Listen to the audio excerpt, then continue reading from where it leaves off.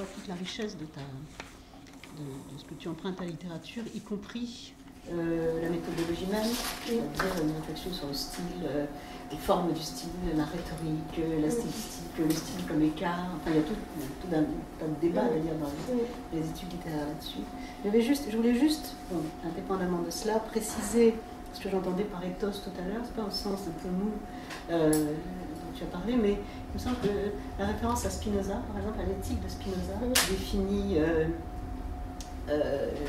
qui définit ma puissance d'agir comme ma liberté, est une façon de poser cette notion de l'éthos, de l'éthique. Je pense aussi à un texte de Gilles Deleuze sur Von Uxküll, le fameux éthologiste qui étudie l'éthique de la tique, la tique qui attend son heure pour aller piquer l'animal.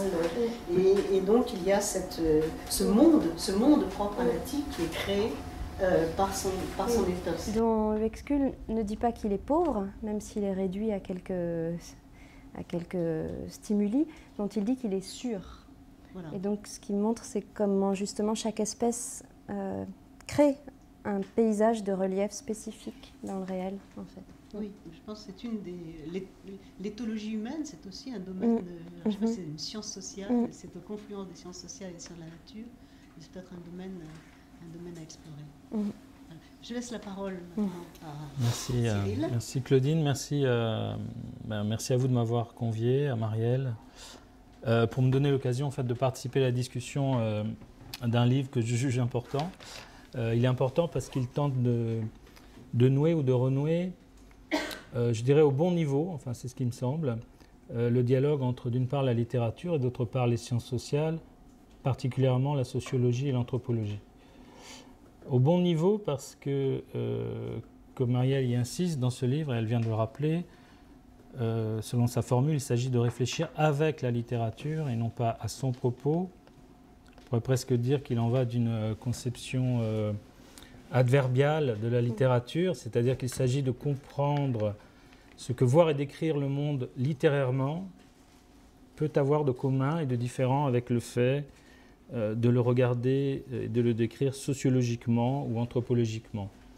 Et donc le but n'est ni de sociologiser la littérature, ni de ramener les sciences sociales à un genre littéraire, mais plutôt, en respectant ce qui fait leur différence, de saisir la démarche commune et plus encore la responsabilité commune à la littérature aux sciences sociales. Alors cette responsabilité commune s'énonce donc à partir de la notion de style, et ce que littérature et sciences sociales auraient en commun, au-delà de leurs différences, c'est donc d'avoir le style pour objet.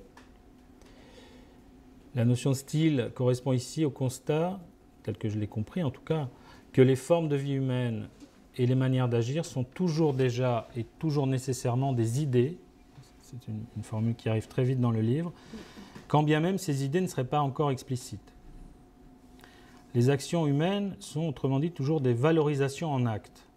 Autrement dit, pour parler comme Weber, elles sont, on l'a dit, la manifestation d'un ethos qui ne se dit pas encore comme une éthique. Elles sont donc, dit Marielle, la manifestation d'un comment, on pourrait dire d'un comment porteur d'une valeur à expliciter. Donc le livre défend l'idée que la tâche commune de la littérature et des sciences sociales, c'est précisément de rendre compte de cette dimension nécessairement stylistique des formes de vie humaines, c'est-à-dire du lien interne entre des actions, les actions humaines, et des valeurs.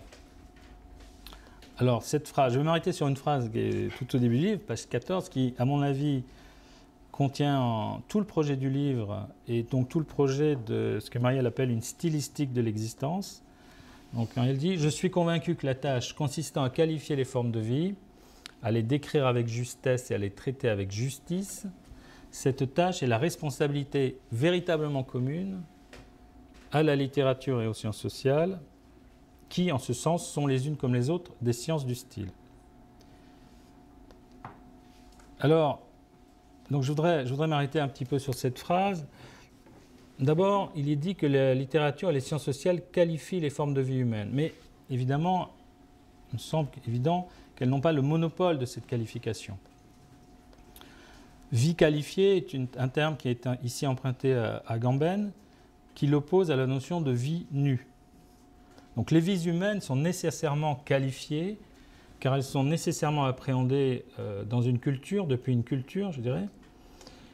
Tel est précisément le fondement des sciences sociales et ce qui justifie la différence de ces sciences avec les sciences de la nature. Mais alors, il est clair que tout un chacun, quelle que soit sa place dans la société, est en permanence l'objet de qualifications de la part des autres, en même temps qu'il est l'auteur de qualifications à l'égard des autres. Donc la qualification et la déqualification sont des phénomènes anthropologiques généraux. C'est pourquoi, je le répète, il paraît clair que ni la littérature ni les sciences sociales n'ont le monopole de la qualification. Alors la question devient, pourquoi les qualifications produites par la littérature et les sciences sociales sont-elles, ou devraient-elles être jugées, meilleures que les autres ? Eh bien, il me semble que la réponse tient à un scrupule qu'elles partagent, ou qu'elles devraient partager, à une responsabilité particulière qu'elles se donnent, qu'elles devraient se donner.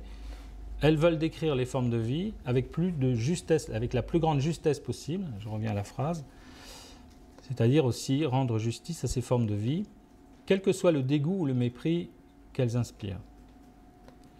Ce qu'elles partagent, autrement dit, du moins quand elles se montrent à la hauteur de leur ambition, et ce n'est pas si fréquent en réalité, c'est le souci de ne pas faire violence au réel dont il s'agit de rendre compte, aux formes de vie dont il s'agit de rendre compte, le souci de rendre compte de ces formes de vie dans leur complexité et dans leurs ambivalences. Donc c'est lorsqu'on arrive à ce point, il me semble qu'on comprend en quoi le livre de Marielle est de la plus haute utilité pour les chercheurs en sciences sociales. Et c'est de ce point de vue-là que je m'exprimais. Je crois que c'est aussi pour ça qu'on m'a demandé de venir.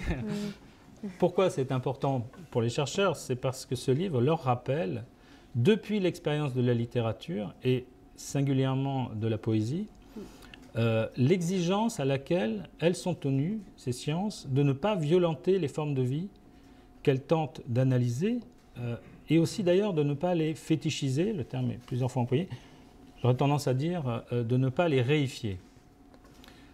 Le livre fonctionne de ce point de vue comme une sorte de rappel à l'ordre. Et c'est notable, notamment dans le chapitre 3, où disons que c'est vrai que c'est un peu critique vis-à-vis de l'approche qui est dite distinctive.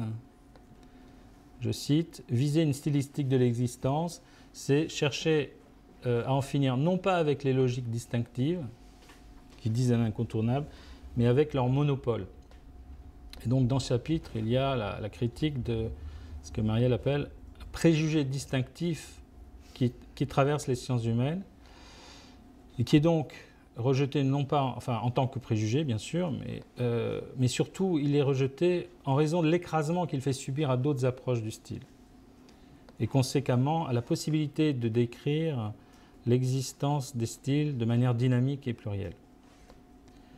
Alors à partir de là, moi j'ai 5 remarques, questions, voilà.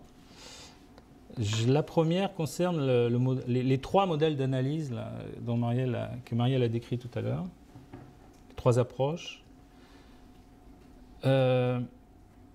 Donc il ne s'agit pas dans ce livre, on l'a compris, d'assimiler littérature et sciences sociales, puisque leurs formes de vie respectives, si je puis dire, diffèrent, et que cette différence mérite d'être respectée. Mais il s'agit plutôt, grâce à ce que la démarche littéraire nous montre, d'aider les sciences sociales à prendre conscience de ce qu'elles sont des sciences du style, des styles. Et cela est important parce que tant que ces sciences ignorent ou dénient qu'elles sont des sciences des styles, elles méconnaissent qu'elles sont engagées dans ce que le livre décrit comme un champ de lutte savant, dont l'enjeu, dirais-je, est la violence faite aux formes de vie, c'est-à-dire le respect ou la négation de la pluralité des styles, de leur logique propre, etc. Donc c'est sur ce plan, à mon sens, qu'il faut comprendre l'importance de cet effort pour identifier 3 modèles, 3 logiques de l'analyse stylistique, communs à la littérature et aux sciences sociales, donc qui correspondent aux chapitres centraux du livre, qui sont nommés, donc je le répète, l'approche du style comme modalité, comme distinction et enfin comme individuation. Donc, ce que cette identification doit permettre, c'est, disons, un effort de réflexivité qui obligera les sciences sociales à voir ce qu'elles font et de quelle façon elles le font lorsqu'elles considèrent le style depuis une certaine approche, notamment l'approche distinctive, plutôt qu'une autre. Alors, on peut se poser là plusieurs questions. Donc, quelle est la métaposition de l'auteur par rapport aux trois modèles? On peut avoir l'impression que la troisième position, le style comme individuation, a tout particulièrement ses faveurs. Mais on peut dire aussi, me semble-t-il, que sa position se situe surtout dans l'organisation du jeu entre les trois modèles, c'est-à-dire dans le souci que ce jeu ne se referme pas. Alors, la question que je voulais poser à ce propos, s'agit-il au fond de trois modèles, ou plutôt de trois opérations? L'opération de décrire des processus de production, d'acquisition et de différenciation du style serait portée par l'approche modale. L'opération consistant à comparer les styles entre eux, approche distinctive. Et enfin, une opération qui consisterait à considérer la pluralité des styles pour produire, à propos de ses propres engagements, une position réflexive. Et donc, dans ce cas, il s'agirait moins d'opposition que de complémentarité entre les trois opérations, toutes constitutives de la démarche des sciences sociales. Et c'est dire aussi que, évidemment, si l'approche distinctive est centrale, comme il est dit, en sciences sociales, elle n'a pas de raison d'être exclusive et qu'on peut imaginer combiner la notion d'écart de style, par exemple, ou de style comme écart, avec une analyse modale des processus de socialisation, de création, mais aussi avec une compréhension renouvelée de la réflexivité des auteurs. Donc voilà, c'est la première question, c'est qu'on peut passer, c'est pas intéressant de passer à une approche en termes de modèle, à une approche plutôt d'opération qui permet d'envisager plutôt une autre dynamique entre ces modèles et notamment la possibilité de les combiner. D'ailleurs, on retrouve souvent un même auteur dans les trois chapitres, ce qui pourrait être un indice de ces possibilités de combinaison. Combinaison plus que compromis, je dirais, du coup. Donc, alors une deuxième remarque, c'est sur la description et la compréhension. La supériorité de la littérature en matière de description et de compréhension à l'égard du style semble incontestable. Mais les sciences sociales ont aussi, je dirais, leur sagesse, leur savoir-faire propre en matière de description des actions humaines. Et je pense que je voudrais juste relever ici des enseignements qu'on peut dégager à la lecture. Je vais en mentionner deux qui viennent de l'analyse littéraire, et puis en retour, mais je vais en proposer deux qui viendraient des sciences sociales. Les deux enseignements que je tire, qui viennent de l'analyse littéraire telle qu'elle est déployée dans le livre, c'est premièrement le fait qu'on ne peut pas ne pas avoir un style. C'est comme ça que je comprends les choses, en tout cas, à moins de faire régresser la vie humaine au rang de vie nue, mais on a vu que ce n'était pas correct, en fait, comme position. Donc tout le monde a un style, qu'on le veuille ou non, ce qui veut dire qu'il faut une vigilance descriptive pour toujours rendre compte des actions comme étant motivées et orientées par des valeurs en acte. Autrement dit, une mauvaise description en sciences sociales, je pense donc que c'est la même chose en littérature, c'est une description de l'action humaine comme relevant de la vie nue, c'est-à-dire comme étant une absence de motifs ou de valeurs. Voilà, ça c'est un enseignement très méthodologique, je pense, qui peut aider les gens qui veulent faire de la description de l'action. Le deuxième enseignement, c'est donc qu'il importe de s'interdire de déqualifier ou de disqualifier a priori un style ou une forme de vie. À partir du moment où on prend conscience, évidemment, des enjeux de ces approches stylistiques. Et donc, on peut s'imposer, me semble-t-il, de qualifier d'abord positivement les styles. Pour imaginer, donc, autrement dit, que toute description qui commence par être une description déqualifiante du style n'est pas recevable dans une démarche de sciences sociales et qu'il faut donc commencer par trouver la possibilité de décrire positivement un style, même s'il nous dégoûte, même s'il nous révolte.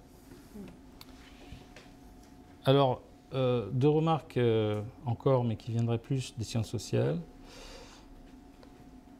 Et la première viendrait plus d'ailleurs de la sociologie dite pragmatique, encore que c'est peut-être quelque chose qui est quand même partagé par la sociologie plus généralement. On peut se fixer comme but de qualifier un style ou une forme de vie, mais on peut aussi se proposer de suivre les processus sociaux de qualification et de déqualification. C'est-à-dire voir comment les acteurs eux-mêmes s'y prennent pour qualifier et déqualifier, ce qui a l'avantage justement de faire venir la question éventuellement de la domination, c'est-à-dire d'asymétrie très forte dans les capacités des acteurs à s'auto-qualifier ou à qualifier les autres. Donc plutôt que de se donner pour tâche de qualifier les formes de vie, se donner pour tâche de décrire, c'est une sorte de description au second degré, on décrit la façon dont les acteurs eux-mêmes décrivent et qualifient leur forme de vie. Et l'autre élément, c'est que je crois quand même, pour moi, dans la description du style, c'est vrai qu'il y a pour moi une sorte de supériorité de l'approche relationnelle du point de vue descriptif. Car le style, d'un point de vue descriptif, me semble toujours être un écart de style. C'est-à-dire que ce qui est vu de manière surprenante ou révoltante, c'est cet écart, c'est ce manque de conformité relatif, par exemple, à une attitude partagée, ou ce petit côté incompréhensible d'une action. C'est-à-dire, en fait, ce qui rend le style descriptif, c'est le petit écart qui apparaît aux yeux de l'observateur. Et donc, si on est d'accord avec cela, ça veut dire que l'approche relationnelle jouit, du point de vue de la description, quand même, à mes yeux, en tout cas, moi, d'un privilège. Et là, je dirais qu'à mon avis, justement, on peut faire une différence entre l'approche relationnelle, voire oppositionnelle, et ce qui est appelé dans le livre approche distinctive. Ça me paraît deux choses quand même. Enfin, on ne peut pas les rabattre trop rapidement l'une sur l'autre. Parce qu'au fond, ce que tu appelles dans le livre l'approche distinctive, c'est le fait de voir la différence comme une inégalité ou comme un rapport de domination.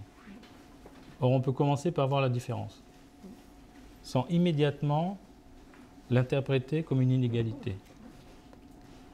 Donc voilà, il y a un petit jeu en fait entre la dimension, à mon avis, relationnelle, qui est à l'œuvre dans la possibilité même d'identifier des différences de style, et le fait de les interpréter immédiatement ou trop vite, comme l'effet de rapport de domination, par exemple. Troisième élément, je suis peut-être un peu long, mais... Oui, alors là, je réagis à ce que tu disais sur le projet descriptif, notamment quand tu évoquais mes travaux. Alors c'est vrai que moi, je ne suis pas le seul. Hein. Beaucoup de sociologues dits pragmatiques mettent l'accent sur l'importance, le caractère primordial de la description et de la compréhension, du coup. Mais moi, je fais partie de ceux qui pensent qu'il ne faut pas s'en tenir là. Donc je ne dirais pas que le projet est descriptif.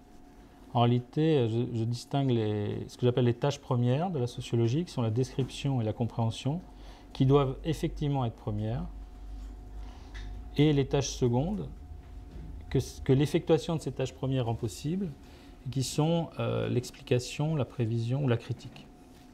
Et l'idée étant, d'une part, que si on arrive mal à faire les tâches premières, c'est qu'on s'empresse de vouloir accomplir les tâches secondes, ce que tu as appelé la patience, on manque de patience. On veut tout de suite critiquer au lieu de comprendre, on veut tout de suite expliquer au lieu d'écrire. Et l'autre idée, c'est que mieux on décrit, mieux on comprend, mieux on se donne les moyens de critiquer, d'expliquer et de rendre prévisible.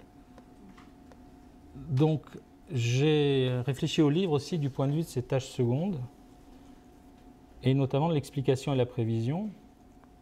Je trouve que là, il y a aussi des choses à tirer pour les praticiens des sciences sociales, parce que le livre met en garde, je dirais, contre la fétichisation du style ou sa réification. Si le style est articulé par ce à quoi on tient, individuellement et collectivement, peut évoluer. Et en réalité, ne cesse d'évoluer. Donc une des questions centrales posées par l'analyse des styles, à mon avis, est celle de leur transformation, au plan aussi bien collectif qu'individuel. Le style est à la fois imprévisible absolument parlant, et il est néanmoins relativement prévisible. C'est cet aspect-là, je pense, qui fait aussi son intérêt pour les sciences sociales, c'est que réfléchir en termes de style, c'est aussi rendre relativement prévisibles les attitudes. Je dis bien relativement, pas absolument. Donc là, il y a toute une réflexion qui peut s'amorcer autour, disons, des processus qui font transformer le style d'une personne ou d'un collectif, sur aussi la façon dont les individus et les collectifs peuvent nier ces transformations en fétichisant leur propre style, alors c'est aussi le cas de beaucoup de sociologues qui font ça d'ailleurs, qui ne veulent pas que ça change. Donc leur argument principal, c'est de dire « vous croyez que ça change, mais rien ne change ». Donc il y a tout un rapport au changement et la dynamique là, qui à mon avis... Alors je n'ai pas vraiment de questions de ce point de vue-là, mais je dirais simplement que cet aspect des choses fait l'intérêt de l'approche que tu appelles par les modalités, par rapport effectivement à l'approche distinctive, il me semble, et aussi de l'approche que tu appelles par l'individuation. Concernant la critique, donc, qui serait une autre tâche seconde, alors là c'est un point très important du livre aussi, puisque on pourrait dire est proposée une sorte de critique de la critique du style. Critique de la critique, c'est-à-dire que d'abord, il faut rendre compte positivement, notamment de la révolte des intellectuels, de gauche, de droite aussi, ils ne sont pas dans le livre, mais je ne vois pas pourquoi ils ne pourraient pas y figurer, qui déplorent l'appauvrissement des formes de vie. Et il faut rendre compte de leur colère, mais aussi de leur dégoût, de manière positive. C'est le principe que j'indiquais précédemment. Et en même temps, l'idée d'un appauvrissement pose problème,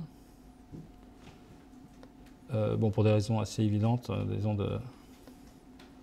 justement de violence en fait, faite à ceux qui aiment, et d'inattention. Donc la question qui est soulevée dans le livre, enfin qui est reprise à comment il s'appelle, Raël Jaegui, qui pose la question: une critique des formes de vie est-elle possible?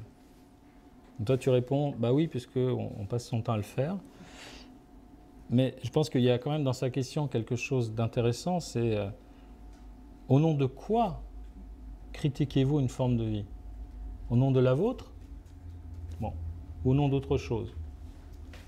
C'est-à-dire, par exemple, au nom de ce qui est indiqué aussi dans le livre, une forme de vivre ensemble.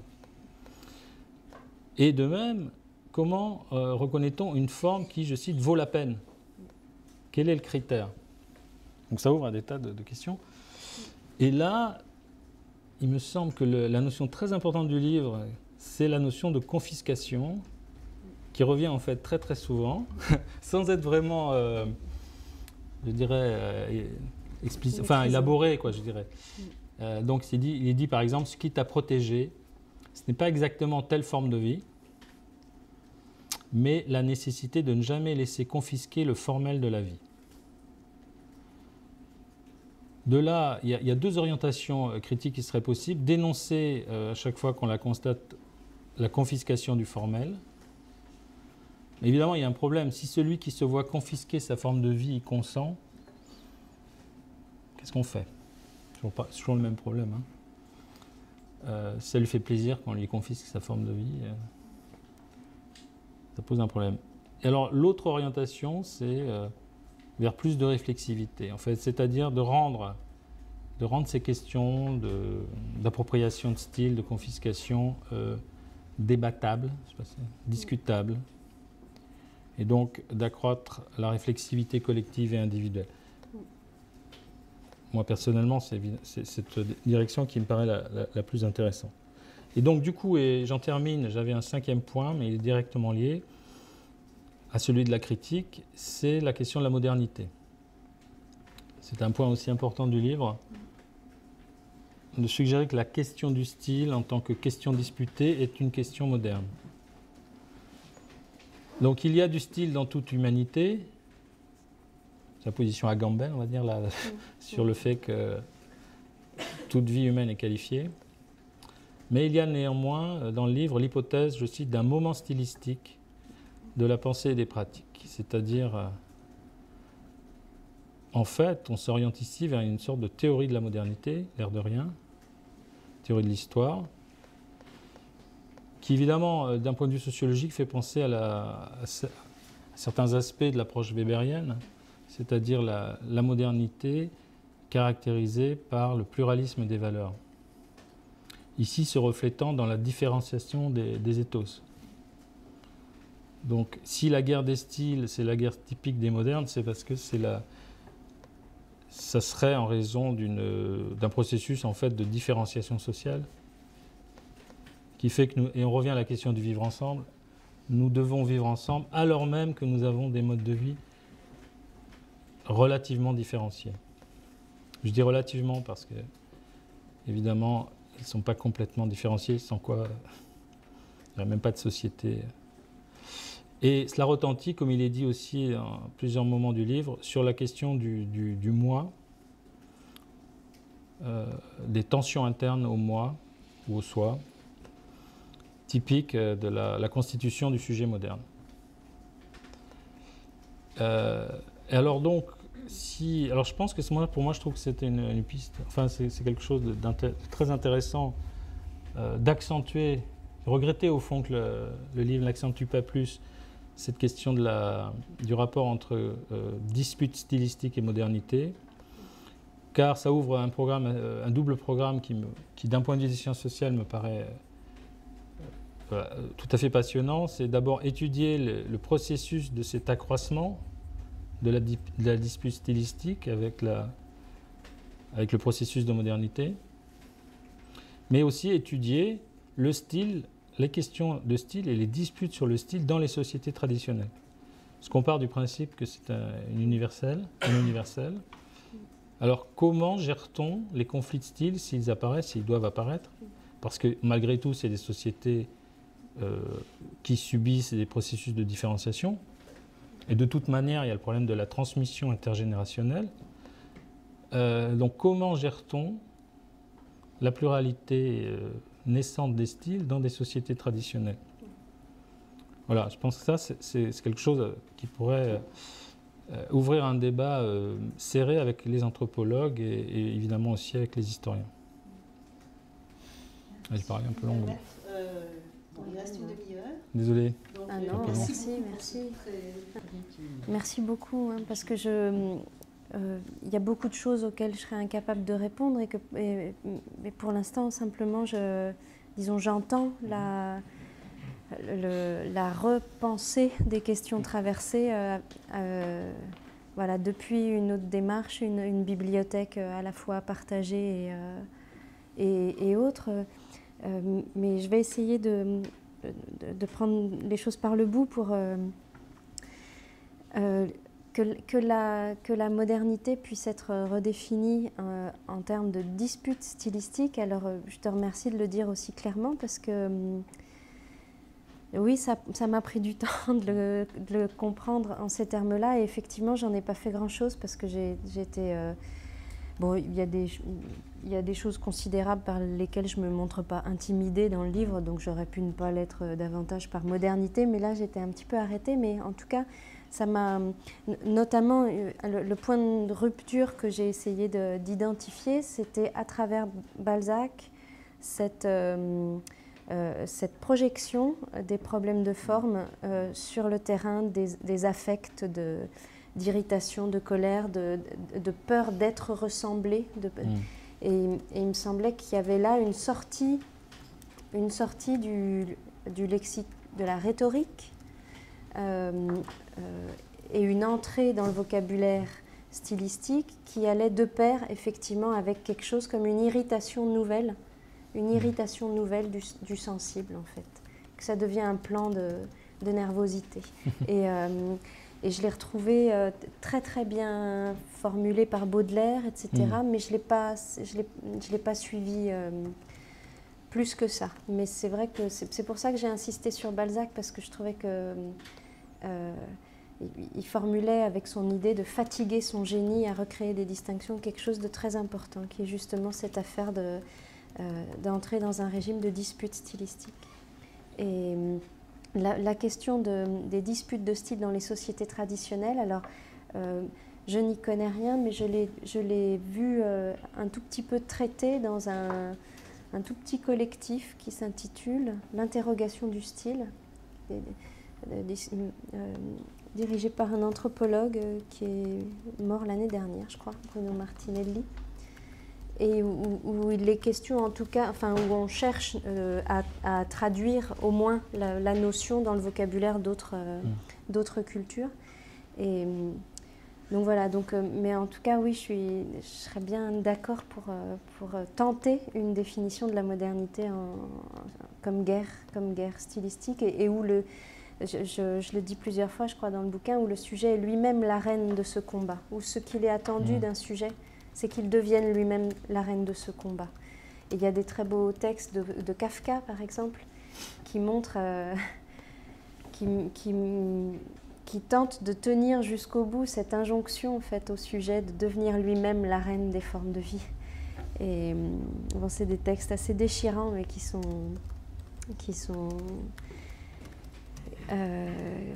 très éclairants. Je remonte à la quatrième remarque. Alors, je suis contente que tu aies perçu ce mot de confiscation, parce que quand on écrit, parfois on en dit plus que ce qu'on est capable de soutenir, mais on sent qu'on a lancé un truc avec lequel on est d'accord, qu'on aimerait bien rejoindre, mais qu'on n'est pas tout à fait capable de rejoindre. Et pour moi, c'est le cas avec cette notion de confiscation. En effet, disons, le but presque idéologique de cette stylistique de l'existence, c'est de lutter contre les formes de confiscation de ce plan du commun. Et tu as raison de dire qu'est-ce qu'on fait si les sujets sont contents de se le voir confisqué, et donc de reformuler la question en disant ce qui compte, c'est l'accroissement de la réflexivité. Et en fait, même, je te cite sur cette phrase, parce qu'elle m'a beaucoup éclairée, et je l'ai retrouvée à la fin formulée à sa manière, à la fin d'un documentaire de Pasolini que j'adore, qui s'appelle Les Comices de l'amour, en 63, si je me souviens bien. Les Comices de l'amour, c'est vraiment ça, c'est le forum des façons d'aimer. Et la dernière phrase de Pasolini, adressée avec tendresse à deux jeunes amoureux, qui met en scène de façon à la fois très ironique et très aimante, enfin, dans ce mélange qui était le sien, c'est que al vostro amore si aggiunga la coscienza del vostro amore, qu'à votre amour s'ajoute la conscience de votre amour. C'est la seule chose qu'il a à dire.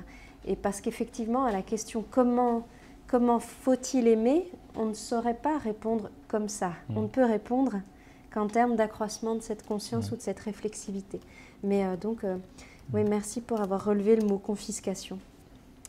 Je remonte à la troisième question.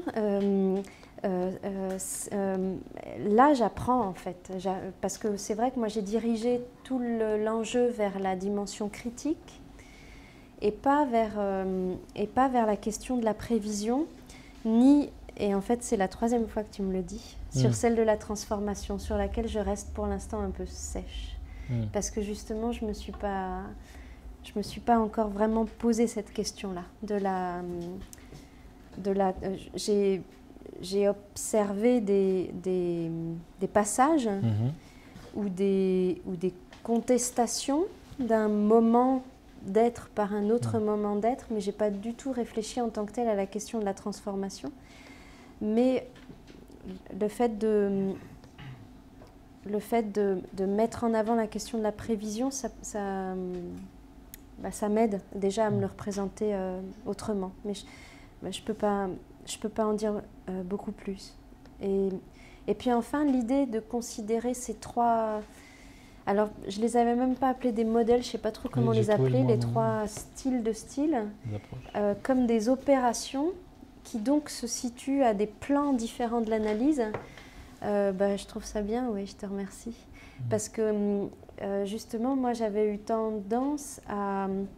Et donc tu dis combinaison plutôt que compromis, parce que justement, moi j'avais eu tendance, quand je percevais l'effort de tel ou tel penseur, quand j'avais l'impression qu'il s'ancrait aussi bien dans un modèle que dans l'autre, j'avais tendance à parler soit de lutte avec soi, soit de compromis, et pas, par exemple, Balzac. Balzac, il a autant une vision fortement, cruellement, puissamment distinctive des apparences, des modes de l'apparaître, et en même temps une sorte d'appétit des singularités. Et pour moi, ce fil, cette hésitation, ce que je voyais comme une hésitation, donc un compromis peut-être, entre voilà, le fait qu'il a un discours extrêmement snob en fait, et hautain sur ce que c'est qu'une vie élégante, par exemple, et le fait que son regard soit happé, comme celui de Baudelaire, par la dispersion des façons de se tenir. Moi, je percevais ça comme le fil du débat politique que Balzac a avec lui-même, et le fil du différent qu'il a avec la démocratie, en fait, qui est aussi un des gros problèmes idéologiques de Balzac. Mais l'idée que ce soit des opérations qui ne se situent pas au même niveau de l'analyse, ça permettrait peut-être de regarder ça autrement, ou à des moments différents de l'analyse. En tout cas, c'est sûr que c'était une proposition, disons, importante de cette tripartition, de dire ce qui importe, c'est la façon dont ça s'organise pour chaque... soit pour chaque pratique, soit pour chaque regard qu'on est prêt à porter sur elle. Mais merci beaucoup, parce que j'entends voilà, j'entends en fait investi dans un domaine que moi j'essaye, hein, mais je frôle des fois les... Donc merci beaucoup. Merci à vous deux. Donc maintenant... vous êtes épuisés, hein, vous en pouvez plus. Alors, merci de ces réflexions. En t'écoutant et en écoutant Cyril, je me suis demandé finalement qu'est-ce que cette notion de style peut faire à la sociologie, puisque c'est aussi une invitation à réfléchir cette question-là à partir de ma discipline. Et j'ai repris tes trois façons de construire la notion de style, et j'ai découvert malheureusement pour la première, la modalité, une catégorie de la sociologie parfaitement identifiée et qui est considérée comme le pire de la sociologie quasiment, qui sont les sociostyles. Il y a toutes sortes de sociologues qui ont... Que moi je classe dans la distinction et la confiscation par la distinction. Marketing, on fait des catégories pour distinguer 13 styles de vie. Voilà, des styles de vie. Voilà. Donc cette question est parfaitement identifiée en sociologie, le problème étant que donc, elle est considérée comme vraiment le bas de gamme de la sociologie. Pourquoi? Notamment parce que d'une part, elle est née du marketing et de motivation essentiellement, disons, utilitaire, et d'autre part parce qu'elle ne se pose jamais la question de la construction de ces catégories. Est-ce que ces sociostyles révèlent des catégories existantes, ou est-ce qu'ils construisent de toutes pièces, par des statistiques, ce genre de catégories, ce qui pose un vrai problème avec la sociologie. Donc ça, c'est du point de vue de la première façon de poser les choses. Si je puis me permettre, moi j'en parle au titre du monopole distinctif, parce que l'un des aspects importants de la conception modale des formes de vie, c'est qu'elles ne sont pas dénombrables en fait, elles ne sont pas comptables. C'est-à-dire, et notamment, je fais tout un long commentaire des techniques du corps et de la façon dont dans le texte de Mauss, les organisations successives proposées en fait s'écroulent à la suite les unes des autres, parce que c'est foncièrement pas une logique taxinomique. Et effectivement, il y a... La question du style a été prise en charge de façon archi-taxinomique, avec tous ces obstacles, mais qui pose quand même cette question fondamentale qui est, certes, on peut utiliser la problématique du style et essayer de décrire les modalités du style, sauf que qu'est-ce qui fonde notre description? Qu'est-ce qui fonde notre catégorisation? Est-ce que ce sont les catégories des acteurs, ou est-ce que ce sont les catégories du chercheur? Quelles sont les méthodologies par lesquelles nous arrivons à décrire différents styles? Je laisse la question ouverte, mais c'est juste pour te dire que cette question-là pose d'un point de vue épistémologique à la sociologie des questions fondamentales qui ne sont pas résolues à ce jour.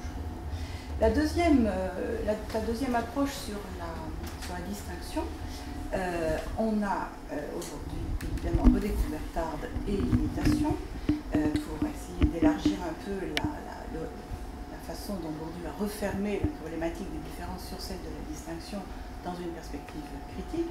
Et c'est toute la problématique de la mode qui est, alors là pour le coup, hyper travaillée par une certaine sociologie, pas forcément la meilleure, mais avec cette dialectique imitation-distinction. On imite les catégories supérieures, on se distingue des catégories inférieures, et c'est comme ça que ça fonctionne. Donc, il y a déjà cette question-là qui est... Oui, mais je parle que de ça, je parle de tout ça. Tout à fait, mais ce n'est pas une critique, hein, c'est pour essayer de réfléchir à ce en quoi la problématique du style ouvre ou pas des fenêtres différentes en sociologie. Voilà, c'est juste pour essayer de voir comment la sociologie prend en charge ou pas ces questions-là et comment on peut les ouvrir par rapport à cette question de la distinction qui évidemment n'est qu'une dimension possible, celle de l'imitation étant tout aussi pertinente que la problématique de la distinction. Et sur la troisième approche de l'individuation, on peut de la même façon dire qu'il n'y a pas d'individuation pour le style sans prise en compte d'une affiliation collective, ne serait-ce que par la représentation qu'on donne à autrui, par la désignation dont on fait l'objet par autrui, par les constructions identitaires, par l'affiliation à des collectifs, et que donc l'entrée par le collectif est tout aussi pertinente que l'entrée par l'individu. Et je me suis dit qu'il y a un exemple magnifique pour illustrer ces trois façons d'élargir le spectre. C'est au début d'Illusion perdue, puisqu'on est dans Balzac, la scène absolument magnifique où Lucien, fraîchement débarqué de sa province, amant de je ne sais plus quelle dame aristocratique, j'ai oublié son nom, est invité pour la première fois à l'opéra par cette dame et va dépenser le peu d'argent qu'il a pour aller s'habiller, pense-t-il, comme doit s'habiller un jeune homme de sa condition, ce qu'on appelait à l'époque un dandy, qu'on appelait les lions, les jeunes lions. Bon. Et donc il va s'habiller, donc on est dans la première modalité, catégorisation, dandy. Il s'habille comme un dandy, la catégorie existe, il va essayer de se plier à cette catégorie et de faire en sorte d'être en conformité avec le style de la catégorie. Et puis, il se présente à l'opéra. Évidemment, il est dans une logique distinctive d'être mieux que les autres, mais évidemment, on comprend bien dans sa façon de choisir ses vêtements qu'il est en fait en train d'imiter les lions qu'il a vus dans la rue et dont il pense que c'est comme ça qu'il faut s'habiller. Donc, imitation, distinction, et puis troisièmement, tout d'un coup, il regarde autour de lui, il arrive dans la loge, il regarde autour de lui, et tout d'un coup, il s'aperçoit qu'il est malade. C'est-à-dire qu'il en a trop fait, qu'il est vulgaire, qu'il est de mauvais goût.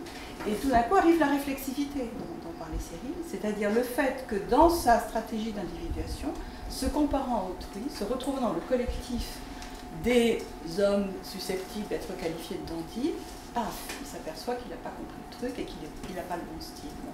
Et donc, voilà comment, je pense, on peut élargir les outils de la sociologie à partir de ton modèle, hein, mais pour essayer d'aller au-delà de la seule individuation, la seule distinction, et pour essayer de se poser, enfin, comment dire, d'avoir un rapport réflexif à la notion de catégorisation, qui est une opération fondamentale de la sociologie, mais qui est rarement interrogée et toujours très problématique, et que ne résout pas, à mon avis, la problématique du style, parce que reste ouverte la question: qui catégorise le style, comment, avec quels outils, etc. Voilà. C'est pas une critique, hein, c'est une façon de dialoguer. Mais en fait, j'ai hâte que tu le lises, parce que tu verras que ces trois catégories sont justement investies, enfin, je tente de les investir pour interpréter les logiques de la pratique des sociologues et des anthropologues. C'est-à-dire que j'essaye avec chacune de ces trois approches, précisément de faire de mettre en concurrence socio-style et donc non, je suis tout à fait oui, heureuse de penser que ça peut déboucher sur cet élargissement-là. Simplement, la dernière, alors c'est vrai que c'est la plus difficile à exposer, c'est celle dont il est le plus difficile de rendre compte, donc je ne l'ai peut-être pas fait avec beaucoup d'efficacité, mais individuation n'est vraiment pas individualisation. Il ne s'agit pas pour un individu d'affirmer son individualité.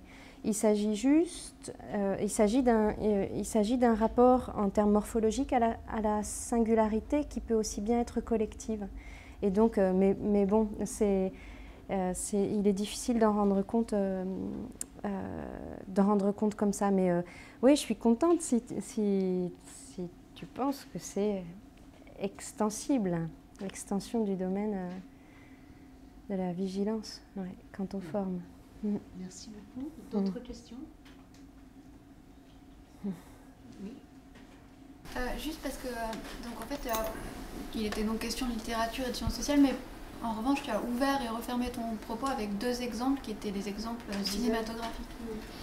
Et à la fois le film de Rouch et Morin et celui de Gianfranco Rossi, qui ouvrent chacun un espace discursif, mais qui peut-être aussi dessine ce que peut-être avec Deleuze et Guattari on pourrait appeler une cartographie des affects qui nous lie à toutes ces formes de vie qui composent les films, quoi. Que ce soit dans le périmètre parisien ou sur cette île où arrivent les migrants. Et du coup, je me demandais un petit peu quelle était dans cette articulation, tu penses, entre littérature et sciences sociales, du coup, quelle serait la place des images, et en particulier celle du cinéma, mais pas seulement, et aussi je pensais sur cette histoire du souci de la description, du travail de la description qui serait par excellence le propre de la littérature. Quand tu parlais de Ponge et de la rage de l'expression, quelqu'un qui a cette rage de l'expression, c'est James Agee dans Louons maintenant les grands hommes, et qui explique justement la difficulté qu'il a à décrire la vie des métayers du sud des États-Unis et comment ce serait beaucoup plus simple si, comme Walker Evans, il avait un appareil photographique. Donc je m'interrogeais sur la place de ce... Alors, c'est précisément l'exemple que je convoque. Alors, l'image, j'y touche simplement à travers la question de l'intention documentaire dans ce livre-là, mais pour moi, c'est une chose très, très importante. Parce que, et c'est pour ça que j'ai pris des exemples cinématographiques documentaires à chaque fois. Et dans le livre, je parle du documentaire et notamment d'Agee et Evans. Agee dit qu'il voudrait être comme Evans, mais il fait beaucoup avec son tourment de descripteur. Et il ne fait pas moins qu'Evans. Donc je n'ai touché à cette question des images qu'à travers celle du documentaire. J'en dis 2 mots parce que je trouve justement que le registre documentaire, c'est celui qui s'intéresse à ça de la vie, les formes de vie. J'essaie de faire une distinction entre le témoignage et le documentaire, en disant qu'on témoigne d'une vie mais qu'on documente des formes de vie. Et à distinguer par exemple l'homme du récit, je veux dire l'homme sujet du récit et l'homme sujet des manières. Mais donc oui, la littérature, il y a des moments d'hésitation d'ailleurs où je dis la littérature, les arts, parce que je ne saurais pas en dire beaucoup plus, mais pour ce qui est des images, en tout cas, moi, c'est à travers vraiment l'intention documentaire que j'y ai touché fortement. Et voilà, je peux dire que ça, que du fait que j'entends ta question comme en fait voilà, il y a un espace, il y a une intention esthétique et d'ailleurs souvent animée politiquement par la colère. Il y a cet espace particulièrement le plus contemporain des arts contemporains, je dis à un moment, le documentaire, qui me paraît être ce qui a souci de cette dimension de la vie, de ce grain qui n'est ni tout à fait générique ni singulier et qui est celui des formes de vie.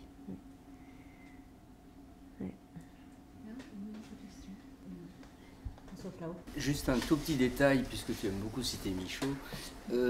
te rappeler, je ne sais pas si tu le connais ou pas, un texte de 1936 dont le titre joint la localisation avec la singularité, qui s'appelle « Quelque part, quelqu'un ». Quelque part, ouais. Et qui est très pratique parce qu'il étend la diffusion identitaire à la localisation physique. Voilà, donc j'y ai pensé immédiatement quand tu en as parlé.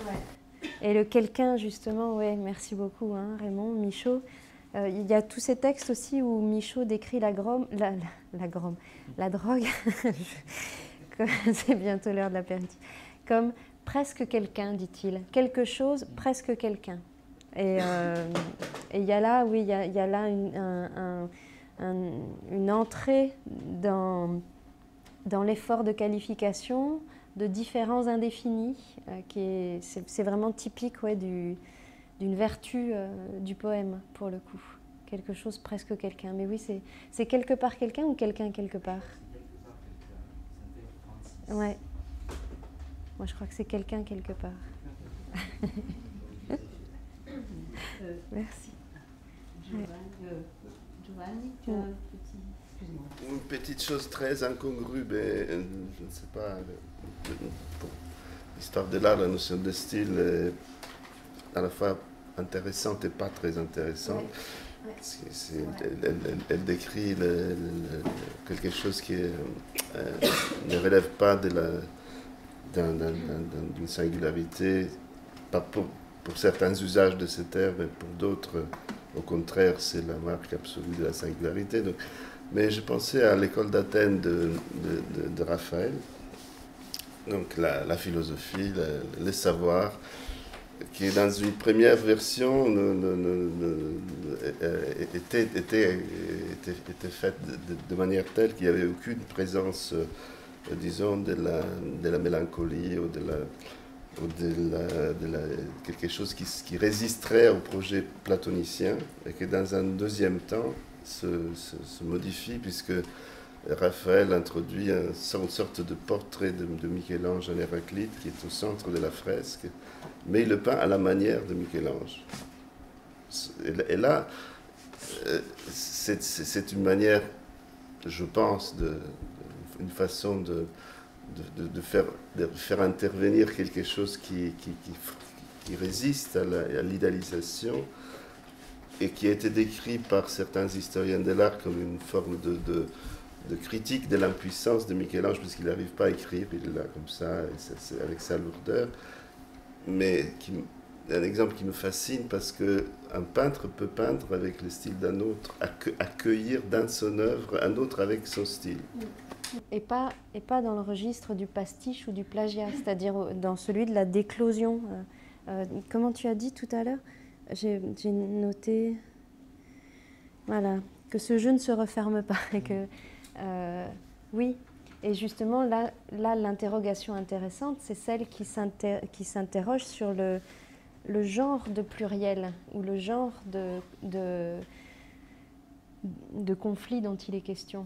Et que justement, la description de l'historien de l'art, elle sera juste et patiente si elle cherche à dire quel est le style de présence de cette autre manière dans celle-ci. Ouais. Ah, c'est un très bel exemple. Ouais. Alors, Esteban, pour finir. Malheureusement. Mais enfin, ma question, elle porte sur un seul mot, donc j'espère que ce sera court. C'est sur un mot que tu aimes bien, je crois, à savoir le mot justesse. Tu dis à propos de la description, il faut décrire avec justesse. Justesse, justice, ça donne un adjectif commun, c'est l'adjectif juste. Et voilà, j'aurais envie d'en savoir un peu plus, parce qu'il y a quand même un enjeu épistémologique très important dans cette question d'une description juste au sens de la justesse, dans la mesure où c'est le lieu même où il faudrait faire converger la littérature et les sciences sociales. Donc si le programme des sciences sociales, c'est arriver à des descriptions justes au sens de la justesse, pour après un deuxième moment qui relèverait de la justice, spontanément, le mot justesse, je l'associe plutôt à quelque chose d'esthétique, c'est-à-dire c'est la justesse qui caractérise, quand tu dis la rage de l'expression, il y a quelque chose dans la forme poétique de cette phrase qui est spontanément plus facile à associer à la notion de justesse que de dire que j'ai décrit avec exactitude, avec correction, avec précision, avec une exhaustivité, ce que j'avais devant mes yeux le jour où je suis allé sur tel endroit, sur tel terrain. Ben là encore, c'est que j'ai prononcé des mots qui sont pour moi, qui relèvent pour moi du vocabulaire final, comme disait Rorty, c'est-à-dire les mots au-delà desquels on n'arrive pas à aller. Parce qu'effectivement, c'est un truc qui m'intéresse beaucoup, la différence entre dire juste et dire vrai. Et bah, c'est quelque chose dont